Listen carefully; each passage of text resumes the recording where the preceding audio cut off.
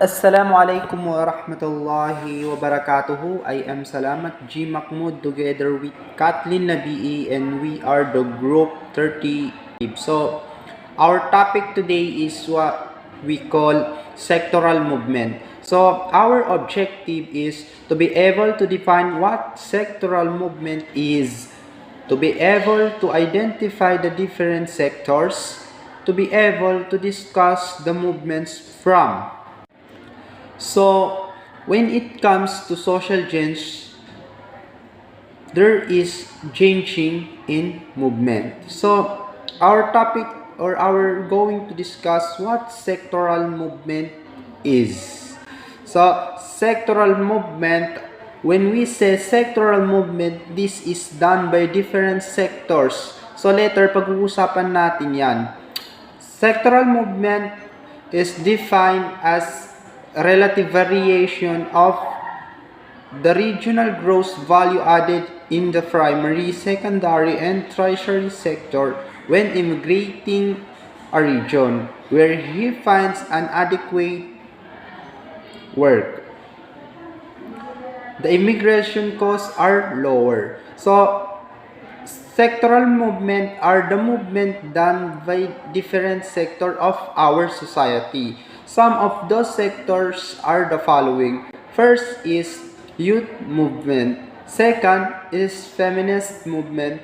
Third is labor movement. Fourth is disability rights. So what is youth movement? When we say youth movement, of course, the involved person who join or initiate this movement are mostly youth. So what is youth movement? Youth movement are the organized, conscious attempt by young people to bring about or resist societal change. Again, the reason why people do a movement is either na magkaroon ng change or mag-resist ka ng change or mag-resist ka sa change. Example, in history particular, the student of UP or University of the Philippines, like, they are initiating na, like, sila talaga yung nakikita natin na as a model.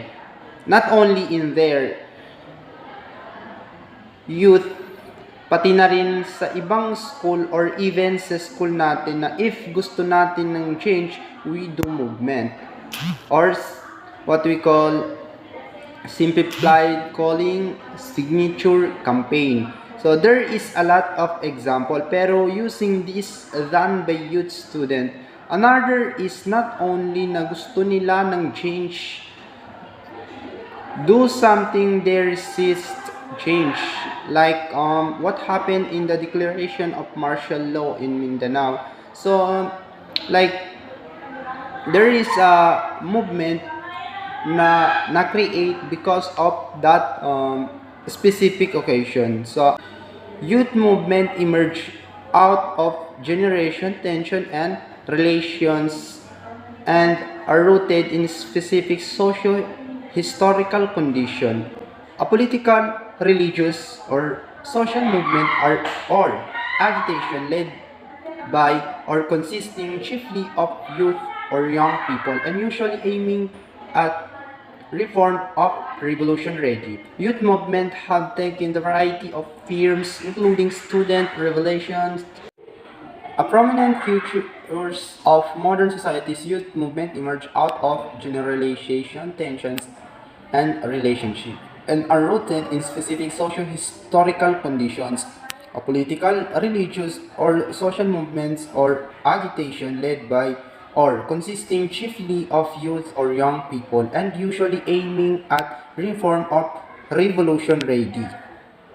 Youth movement have taken a variety of forms including students, rebellions, cultural innovations, literacy, artistic, music, scientific revolutions, religious reforms, ethnic revolt, nationalist and political generations, and environment, peace, and war movements. So, youth movement that are changing the world. First is the Scout. So Scout is with over 40 million members from 223 countries around the world. The Scout is the largest youth movement in the world. It is a voluntary, non-political educational movement for young people, often to all without distinction of gender, origin, race, or creed. Scouting, also known as Scout movement. Scout movement is a worldwide youth movement employing the Scout method, a program of informal education with an emphasis on practical outdoors activity including camping, woodcraft, aquatics, hiking, backpacking, and sports. Another widely recognized movement characteristic is the Scout uniform, by intent hiding all differences of social standing in a country and encouraging equality with neckerchief and campaign hat or comfortable headwear. Distinctive uniform insignia including the Pio or Dilis and the Trefoil. Second is Voluntary Service Overseas or tinatawag na VSO. VSO is a predominantly youth-led organization with a vision for world without poverty. Its mission is to bring people from around the world together to fight poverty. BSO is not for-profit international development organization charity with a vision of a fair world for everyone and mission to create lasting change through volunteering. BSO deliver development impact through a blended volunteering model consists of international, national, and community volunteering or volunteers working together to develop the system and condition for positive social change. Number three is World Youth Alliance or WYA.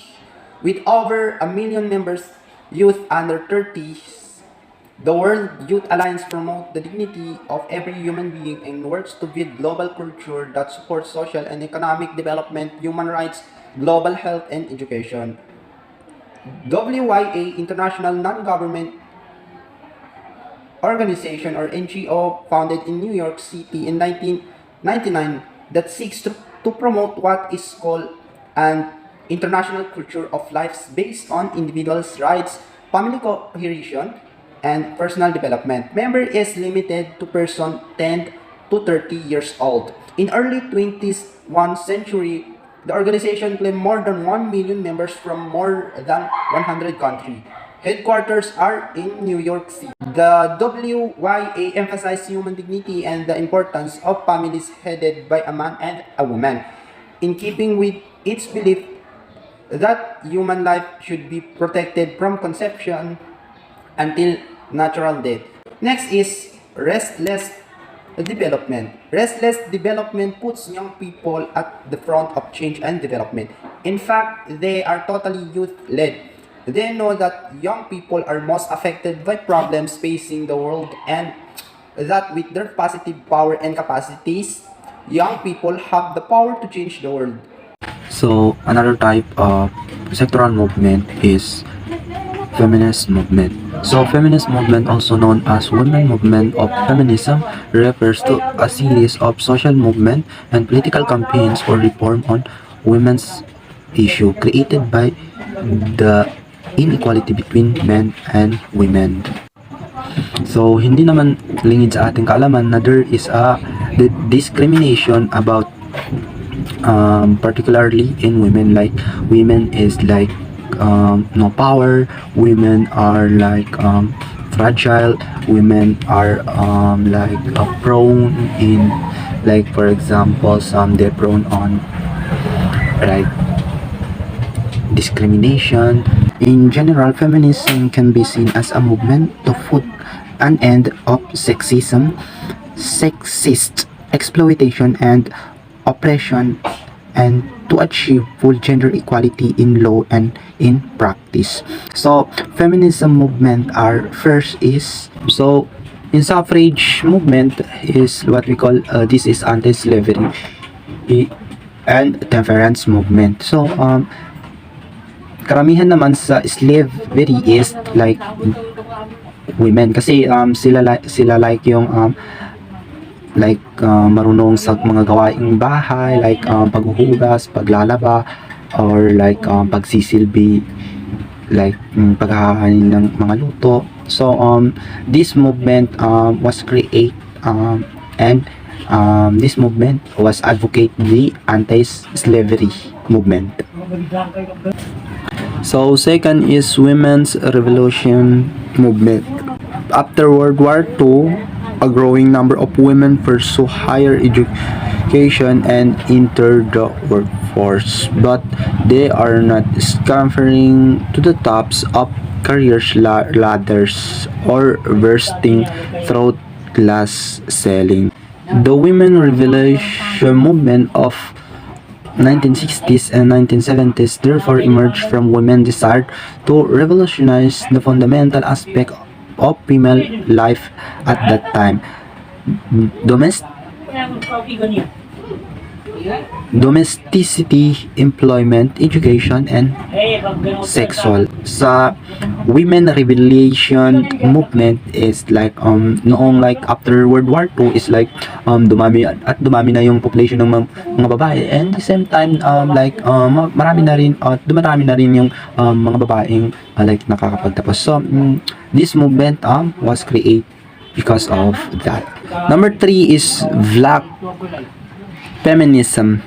So alam naman natin na like there is a discrimination for example in Africa or like in like sa mga black American, there is a discrimination about them, why they are black, ganito ganyan. So like naka-create sila ng movement which is tinatawag na black feminism. So black feminism, the word revelation movement, was criticized by some feminists, both black and white, for its exclusion of non-white working class women. Although the omission was not intentional, this fracture is for the rise of black feminism, since women's live platform focus solely on gender without the context of race and class. So they were not entirely relevant to all black women, and women's revolutions movement. Number 4 is feminist sex war. Anti-porn feminism arose in the late 1970s, pioneered by Catherine McKinnon and Andrea Dworkin at that time. So pornography had become more readily accessible, and to some feminists, the poverty sexual portrayal. Number 4 is feminist sex war. Anti-porn feminism arose in the late 1970s, pioneered by Catherine McKinnon and Andrea Dworkin. At that time, pornography had become more readily accessible, and to some feminists, the poverty sexual portrayal of women violate their civil rights, promote sexual violence. Anti-porn feminists Robin Morgan put it bluntly, or it called pornography is a jury rape is the practice. So dito sa number 4 is what we call na-create ito because of pornography. So like yun na nga, like there is a discrimination because of they are girl, so they are fragile. So nakikita ng mga kababaihan na yung sexual nila or yung right nila as a woman is nababaluin or naahapakan na. So na-create ang movement na ito because of that. One of the concerns is to address problems associated with social inequality. The labor movement was created in order to fight the rights of labor workers. Throughout the history, the labor movement has empowered the men and women worker na magkaroon ng equal opportunities, at higit sa lahat is to eliminating unfair labors tulad ng discrimination. Dahil dito sa empowerment na ito ay nagkaroon ng social equality. Ang labor movement ng manggagawa ay ang mga organisadong grupo ng mga manggagawa na nagsama-sama at nagsanib-pwersa sa pagprotekta ng kanilang kapakanan sa lugar ng trabaho. Nagsusulong sila para sa mas mahusay na sweldo at mga benefits, mas mahusay na mga kondisyon sa pagtatrabaho at patas na mga patakaran at regulation sa lugar ng trabaho. Ang mga union ng manggagawa ay nagkakabuklod sa katotohanan na ang lahat ng mga miyembro ay may iisang layunin na magkaroon ng paborable at komportableng karanasan sa pagtatrabaho. This is related to employment. Isa ang labor movement sa pinaka-importanteng movement. Ask me how or why. Imagine you are a worker, then for example, wala kang benefits like SSS and Pag-ibig or PhilHealth. So wala kang regulations na nag-i-impose ng responsibilities sa employer as employee dahil na-aksidente ka while you are on your way to your workplace. If this movement is not imposed, kawawa yung mga worker. The importance of labor movement is to ensure working people receive a fair return on their work. Unions focus on raising wages and working standards and help moderate the excessive compensation of executives. The labor movement consists of two wings, which are the trade union movement and political labor movement.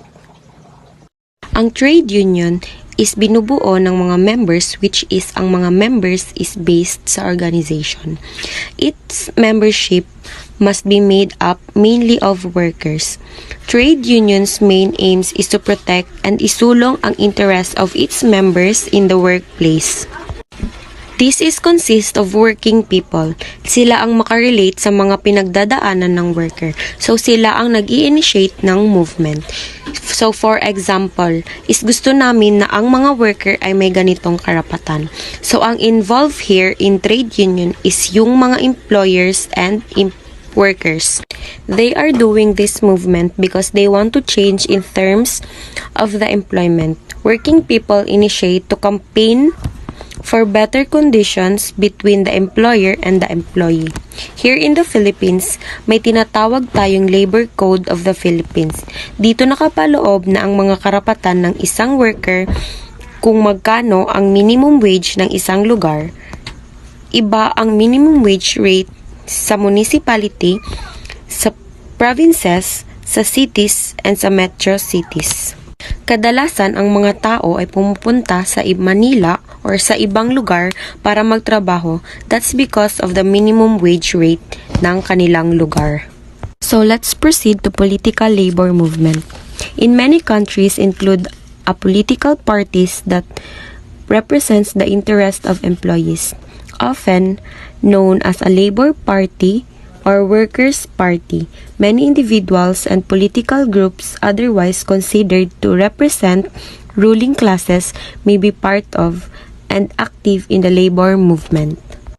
All of members ang bumubuo sa trade union, which is yung mga working people. But here in political labor movement is merong leader na involved. In trade union kasi, lahat sila ay working people lang. Walang political parties involved. But in political labor movement, there are some politicians behind it. If want nila ng changes, they can do it even they are under the politicians. So let's proceed to disability rights movement. So may tinatawag tayong person with disability or PWD. There are people na may disability, usually some of them experiencing discrimination. So bigyan natin sila ng equal rights despite of their condition. Noon kasi kapag you are disabled person, parang wala kang halaga sa society maliban na lang kung nag-excel ka, like isa kang artist or may malalaki kang contribution, so hangaan ka talaga ng mga tao. In today's generation, binibigyan na ng recognition ang mga disabled person. There are organizations for disabled persons.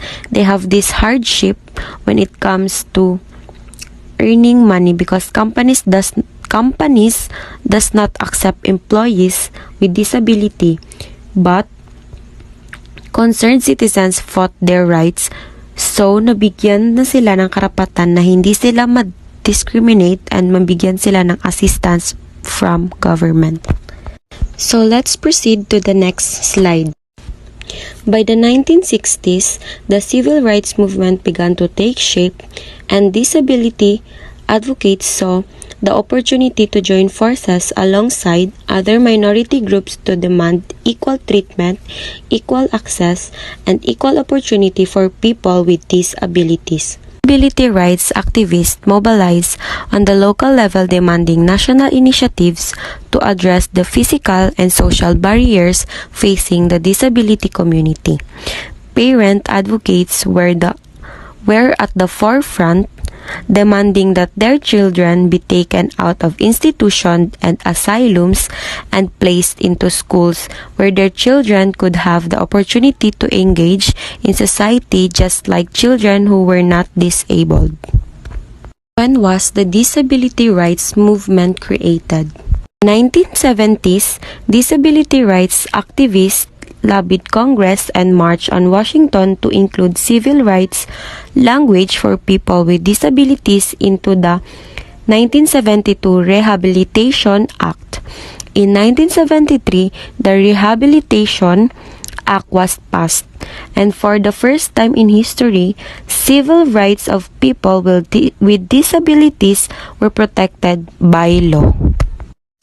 The Rehabilitation Act of 1973, Section 504, provided equal opportunity for employment within the federal government and in federally funded programs, prohibiting discrimination on the basis of either physical or mental disability. That's all. Thank you.